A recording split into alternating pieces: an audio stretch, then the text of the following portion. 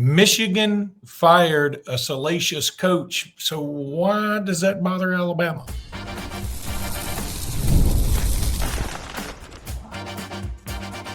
You are Locked On Bama, your daily podcast on the Alabama Crimson Tide. Part of the Locked On Podcast Network, your team every day. Hey, everybody, and welcome back into Locked On Bama, AHSA Radio Network's Luke Robinson. That's me. Alabama internet legend Jimmy Stein. That's him.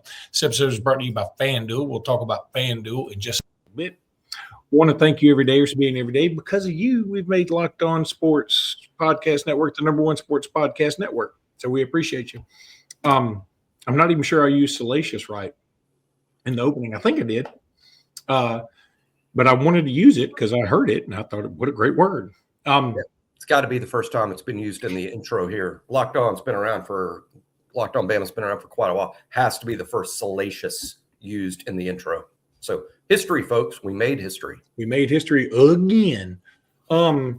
So Jimmy, Chiron Moore apparently went a little crazy yesterday. Only college football. Well, the first thing that happens when Chiron Moore is let go and subsequently arrested, everybody says, first call's got to be to Kalen DeBoer.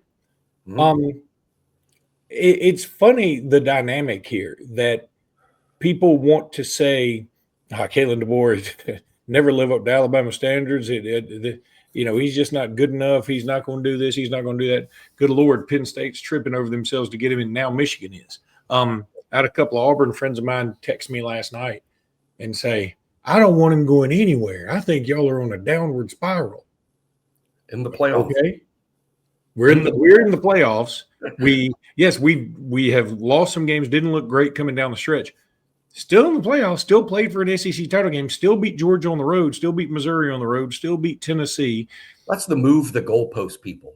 That's what we ought to always refer to them, the move the goalpost people. Now it's y'all have to be one of the worst teams to ever make a 12-team playoff. I mean, it's always moving the goalposts in a way that you can still slant it in a highly negative fashion.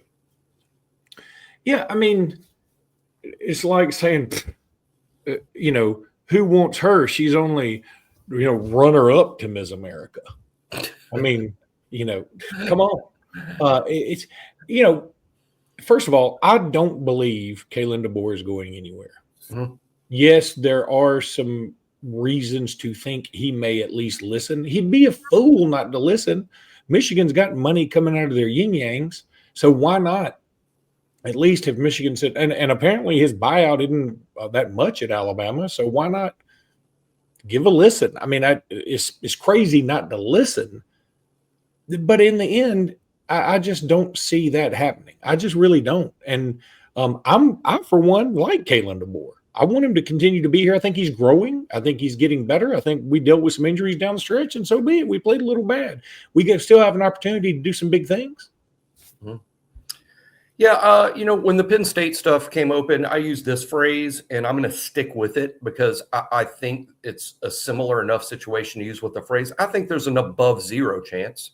I'm not going to be one of the people that tell there is no way this would ever happen in 1 million years. I'm not one of those people at all. I think any number of things could happen or be the case behind the scenes that we're just simply not aware of at this time. I think that possibility exists to the point I will call it an above zero chance. I didn't say 50-50 or even 25-75 or even 10-90. I just think there's an above zero chance. I am slightly more concerned about Michigan than I am Penn State. And this is why. I think when you grow up in South Dakota and you play at Sioux Falls and you coach at Sioux Falls, there's a good chance that Kalen DeBoer sort of grew up with the idea that Michigan was the sort of king of college football because Michigan's the king of college football in that part of the world. So that's number one. Number two, there is truth. There is truth to this. I heard this back at the time. This isn't new. Back at the time that when Harbaugh left Michigan, DeBoer, who was at Washington at the time, at that moment, DeBoer was interested in the Michigan job before. And I think that's where all of this, when you see the media like Nicole Auerbach and all these national media people say, hey, DeBoer's at the top of the list, it emanates from that. That's what they're talking. That it's well known in the industry. DeBoer and Jimmy Sexton, his agent, were interested in Michigan prior, but that was prior to his Alabama experience. So for those reasons, I'll say there's an above zero chance here. And if Michigan calls, you probably take the call, because maybe one of the worst things that can happen is your agent is in Greg Burns' office saying, it's a 7 years and $12 million offer for Michigan. He wants to stay here. You don't have to match this, but you need to know that this is his value on the open market, and we would like an extension of more money. I think that's common in this industry, right? I mean, if you get an offer to that extent. So some of those things could happen, but do I expect Kalen DeBoer to leave Alabama for Michigan? I do not. I would just say I'm not going to be one of these people, these Alabama homers that say, no way, zero chance, this is a non-story. Above zero chance, sure. All right, let's put it in some context. If I had said, okay, what is the greater chance of this particular thing happening? Okay. That Kalen DeBoer has some at least mild interest, very mild, if not just discussions through agents about what his open market value would be with Michigan without Chiron Moore being involved in anything. Or if I'd said, hey, there's a chance today that Michigan's head coach will lose his mind, be fired, and arrested because he went into his side piece's house, allegedly, and threatened to harm himself. Allegedly. I would have said there's a much greater chance that Kalen DeBoer would be interested in the Michigan job without knowing the Chiron Moore stuff. So now that the Chiron Moore stuff has happened, I would rather my coach be involved in some of these talks than go, why on earth would Michigan call Kalen DeBoer? He's terrible. You know what I mean? So yeah, Alabama fans should be the same Alabama. Or don't be the Alabama fans like, I just don't like DeBoer, and then Penn State and Michigan show up and they're with interest, and you're like, no, don't leave. I mean, you're on board or you're not, and there's no reason for Alabama fans not to be on board with Kalen DeBoer at this juncture. I agree with any idea. You don't sign him to the forever lifetime contract just yet. There's still a lot to be proven, but at the same time, there's a lot of reason for optimism, and there's a reason. I mean, Penn State and Michigan, these are top 10 jobs. This is a big deal. These are blue bloods. The fact that they're interested in Kalen DeBoer is actually a heck of a compliment to what's going on at Alabama right now. And, I mean, if you're Kalen DeBoer, you look up there and go, again, don't mind you testing the open market and just, or at least your agent testing it. I mean, I'm not saying Kalen DeBoer is actively pursuing this, because I don't think that's what's happening at all. If your agent's out there pursuing it, he's not doing his job if he's not. One more point, and I brought this up during Penn State. One guy represents so many of the biggest names in the sport. When Michigan lost Chiron Moore and panic sets in up there, who do y'all think the first call is? Probably to the guy that represents, I don't know, a third of the coaches working in college football. That's so they've talked to Sexton, but he represents a lot of like, Jimmy, who do you think amongst your legion of people that would be qualified for the Michigan job who might be interested? And those are the most private of conversations. But just saying, of course, Michigan's going to talk to Jimmy Sexton. How can you not?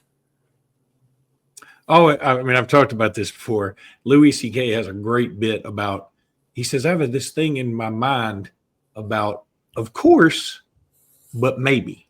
He said, of course, people with peanut allergies should always be protected. Of course, you should look out for that.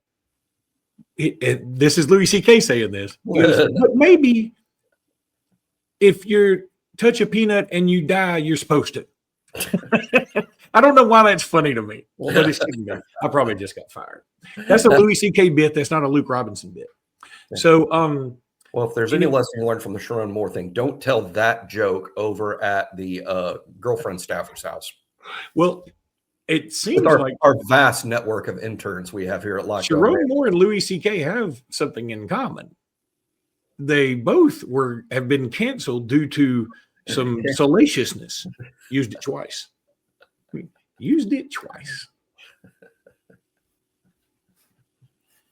Let's talk a little Aura frames. You know, Mhm. when you have a gift you're looking for, Aura frames is the place, man. The holidays are officially here, which means gift hunting season is on, like Donkey Kong. And if you want something meaningful, personal, and guaranteed to get a reaction, Aura frames is the gift that delivers every time. It's not just something you wrap, it's a way to share memories, because Aura isn't just your average picture frame.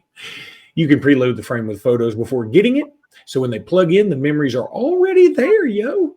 No apps to figure out, no setup headaches, just instant smiles.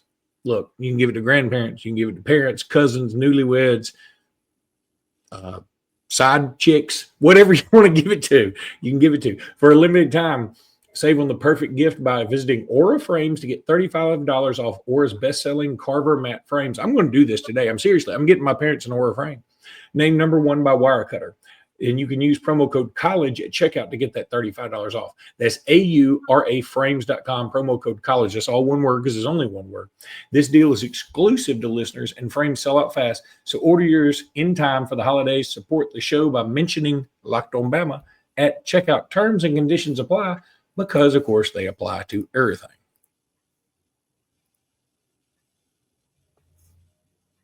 So, Jimmy, just last night, I went to the Monday morning quarterback club thing in Birmingham. Clay Travis spoke, and it was interesting. I thought he'd have a lot more to say about Chiron Moore. I'll say this: Clay Travis, his talk was interesting because he really has sort of made himself out of nothing. I mean, I say nothing and not nothing, but he got a law degree from Vandy, and then apparently he went to the Caribbean. He took a job in the Caribbean to do some law work, and there were only like 13 lawyers in this group.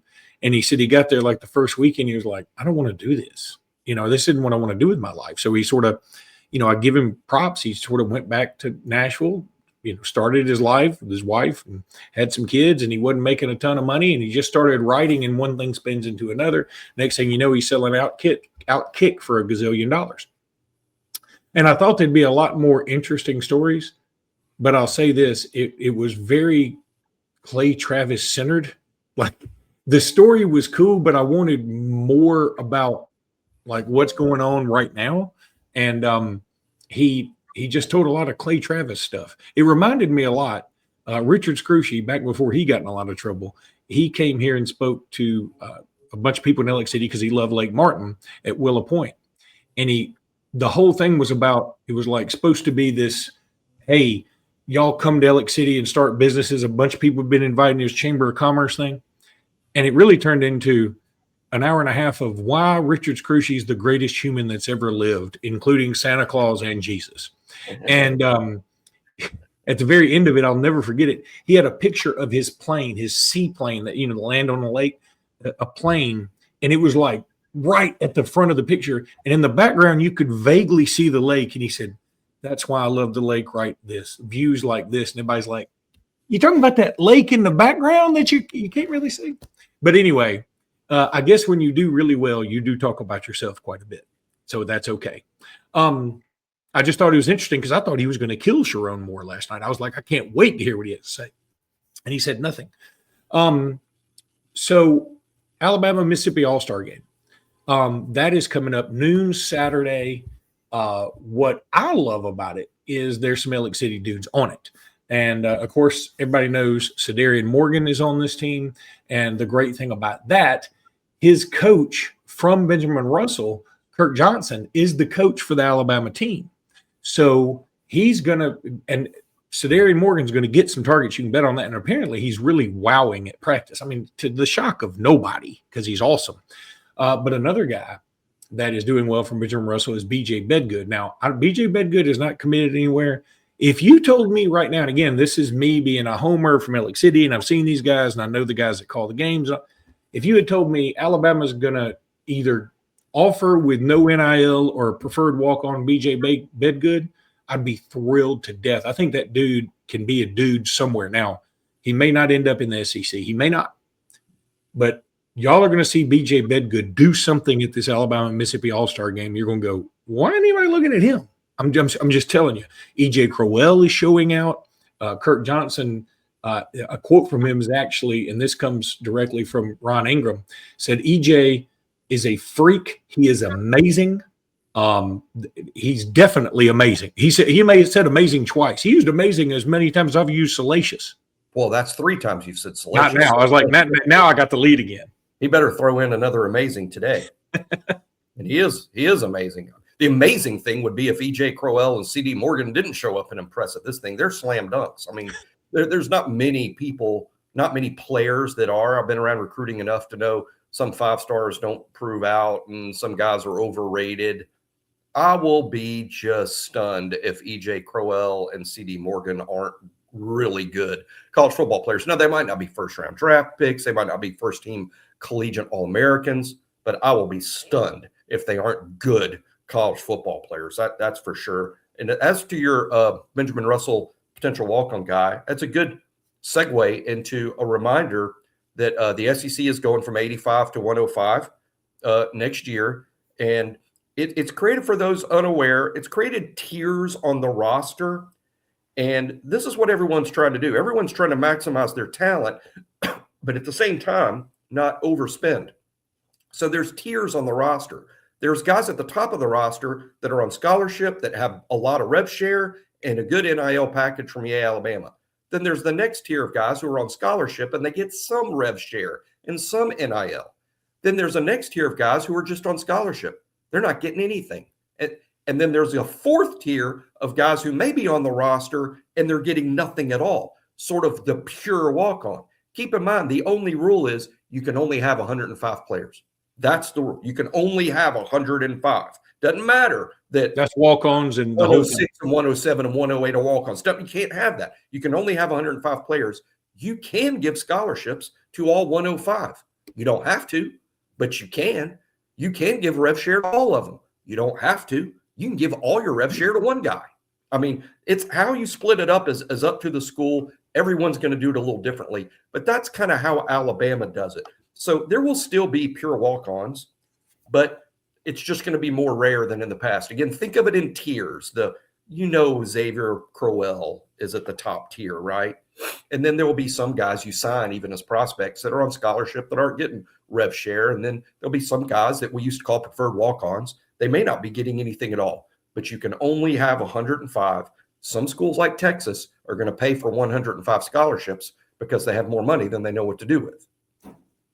Yeah. And again, it's funny to me that you've already seen several like moderate names in the transfer portal from Texas. I'm like, you'd think they'd at least want to, negotiate a little bit. But I mean, the transfer, I say in the portal, they've announced their intention to get in the portal. We have a knee-jerk reaction. All of us do the moment we see a story like that to assume, well, the kid wants to go in the portal.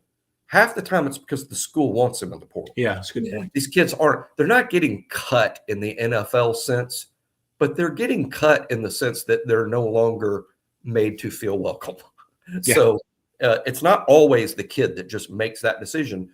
I would even go so far as to say almost half the time it's the school being perfectly fine with them mutually separating. Really quickly, I want to tell you guys about the Everydayer Club. Is the Discord. Jimmy and I are on there. Jimmy's been very active. It's been a lot of fun. Had a lot of interaction. Thank you for making Locked On Bama your first listen every day, and thank you for making Locked On the #1 sports podcast network. You already live your team every day. Now take it up to the next level and go ad free. Join the Everydayer Club and get Locked On Bama with no interruptions, members only Discord access, and more. All for just $5 a month, or you can do it for $50 a year and save a little bit of money. So I'm going to put it on the crawler here because I want you to go check it out. Just give it, it's $5 a month or it's $50 for the year. And then you get access to, you can contact Jimmy or me anytime on the Discord. It's lockedonbama.com/Everydayer Club. Go check that out ASAP. You will love it. I promise you, we will try to make you proud. I want to reiterate, don't think we're going to skimp on doing this podcast. We're not. We're going to do this. We're even doing an extra show tonight, probably. Yeah, doing an extra show tonight. So everybody chill out. Chill out. Whoa.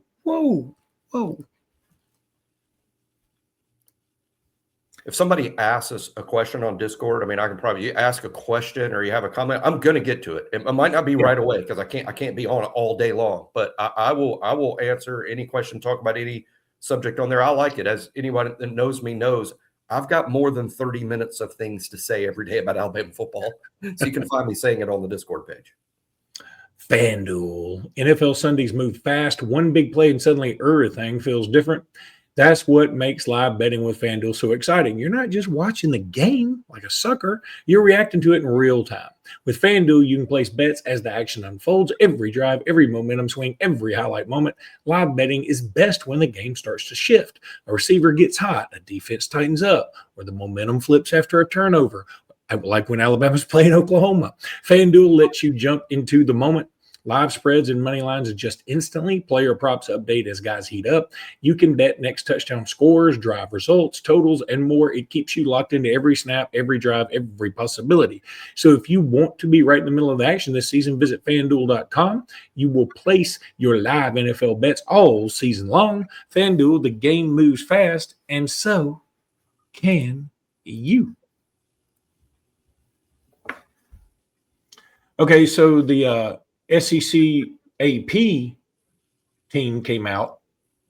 Alabama not exactly super well represented. I mean, again, we're spoiled. We're spoiled as possible. We're used to having 5 to 7 dudes on the first 2 teams. Mm-hmm. We got 3 dudes on the team. I mean, I guess it's on the first 2 teams, right? It's 3 dudes on 2 teams. Is that right? 3, I think just 3 on the AP, 2 on the first team, and just 1 on the second team. I mean, it is what it is. I mean, tell me who else you want to put on there. Yeah, I can't really make the case of. I mean, first of all, the league's got 16 teams now. I mean, you added Oklahoma and Texas. Oh, that's a good point. A lot of potential all-stars. To say nothing of adding Texas A&M and South Carolina and stuff over the years, and Arkansas. Keep this in mind though. I know that I've seen some comments about this and the overall talent level on the team. And sure. I don't think Alabama right now doesn't have a talent level that matches the height of the Saban era. Of course they don't. The rules have changed. But I would say for those that question the overall talent on the team, the same people that might question that, I would say, here's some guys that aren't all SEC. What would you guys think about Zabian Brown getting in the portal? What about Dijon Lane getting in the portal? What about even Ryan? What about Lotzier Brooks? None of those guys should be first team all SEC this year. None of them. You want to lose them? What about Yanze Pierre? You want to lose that guy? Do you not care if James Smith goes to the NFL or stays?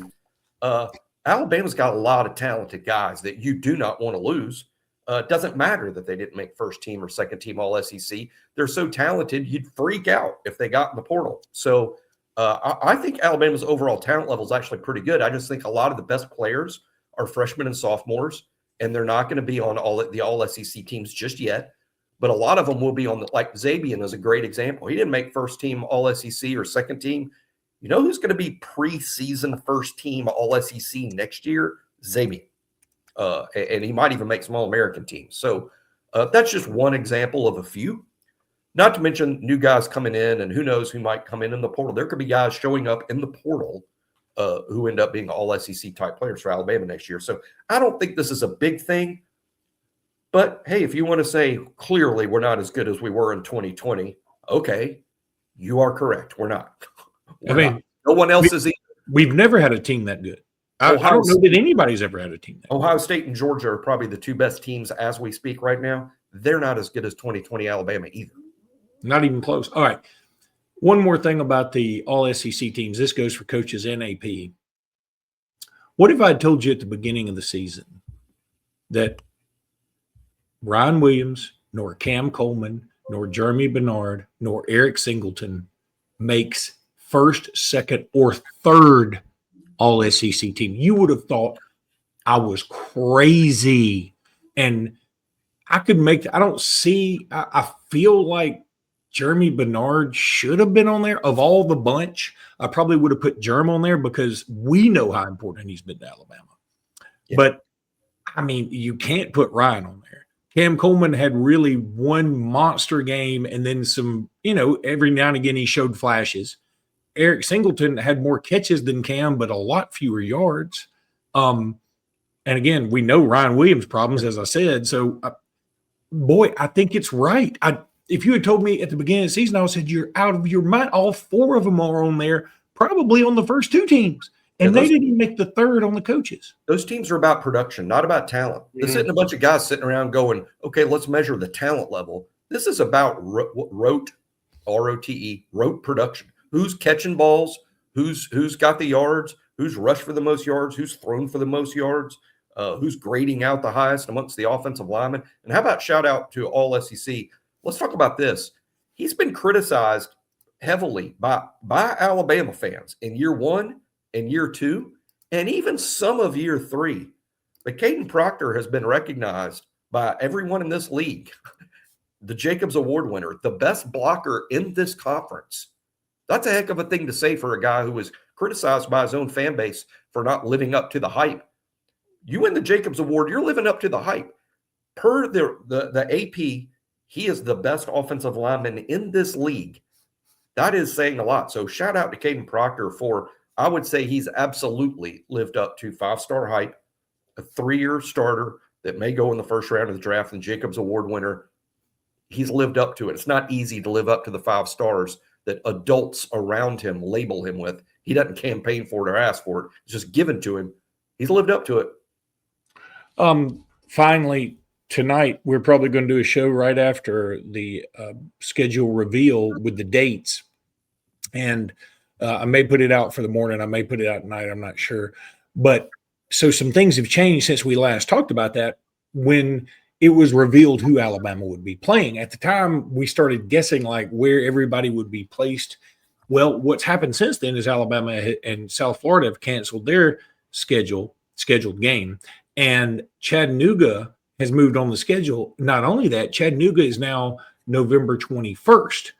So what that means is Alabama's going to still get Cupcake Week before Auburn, which I like, but it also opens up a date in between East Carolina and Florida State, which I'm going to assume Tennessee's still going to be 3rd Saturday in October or right at it.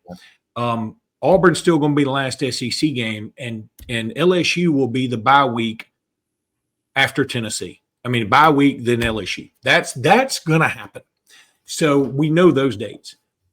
I'm wondering, I don't think they'll put Georgia in that, and I don't think Alabama will be off that week. You only have one off weekend next year. I don't think they'll put Georgia in that September 12th slot. I'm believing that could be at Kentucky. I agree. I agree with you that I'm adamant about this. This is what I'd be willing to bet my $5 American on. It'll be a road game. Yeah. Next year is the 5 versus 4. Alabama will be on the road. I want it to be. Yes. And it actually ended up in I think, good fortune, and we'll be able to illustrate that tonight when it's all out and we can see it laid out. But I think it'll be that road game, either at Kentucky, maybe at Mississippi State, early on. By the way, at Mississippi State next year might not be much of a gimme. Well, it could be at Vandy too, I suppose. And I'm with you. I want it to be at Kentucky with a brand new coach, new system, new everything. Or I want it to be at Vandy. Huh? My cousin, Will Stein. Your cousin, Will. Or I want it to be at Vandy. I'm going with it. Someone try to disprove it. Because even if he's my 29th cousin, about 29 months removed, that's a cousin. And we're all related somehow, Jimmy. Yeah. But at Vanderbilt, I could live with because they're going to have a new quarterback. I know Clark Lee's pretty good, but they're not going to have Diego Pavia. You got to think they're going to take a step back. Maybe they won't, but I got to feel like they will. So, frankly, I'm kind of hoping now that I've talked myself in, I kind of hope it is Vandy because I hope it goes East Carolina at Vandy, Florida State, and then could be Georgia after that. But what I'm saying is I would like to have that at Kentucky game a little later in the year because that's probably going to be the easiest game in the SEC outside of maybe Arkansas. Yeah, and you have to use those phrases so delicately because the SEC is just so deep with good teams. Salaciously. If you want, there's your 4th time. I think when you play a road SEC game, it's going to be tough. And I think when people see the schedule tonight, they're going to be surprised. I am pleased that Alabama dropped South Florida and picked up Chattanooga and are going to play it late because this is why. One bye week. I know UT Chattanooga is not a bye week. What I would urge, one of the things I'm going to urge for 2026 is we have to start treating it more like it is a bye week. I mean, I mean, literally giving the older players off. I know you're taking a risk because it would be the all-time embarrassment to lose to one of those teams. But come on, if you can't get your 2s and 3s and your freshmen ready to play and beat a team where, you know, of course we should beat UT Chattanooga with 2s and 3s and freshmen. When in years you only have one bye, you got to start treating that like it's a bye. Give the guys off, except for walkthroughs and shorts. Put them in the hot tub and the cold, and just let the backups who haven't played much. They'll be excited when they're like, "Who gets fired up for this game?" I'll tell you, who gets fired up for this game. The kids that don't get to play. Yeah. The kids that don't get to play, they're fired up for this game. Put them in there. I'd love it. All right, that's going to do it for today's pod. We'll be back tonight, but maybe tomorrow with more. Until then, roll tide, everybody. Roll tide.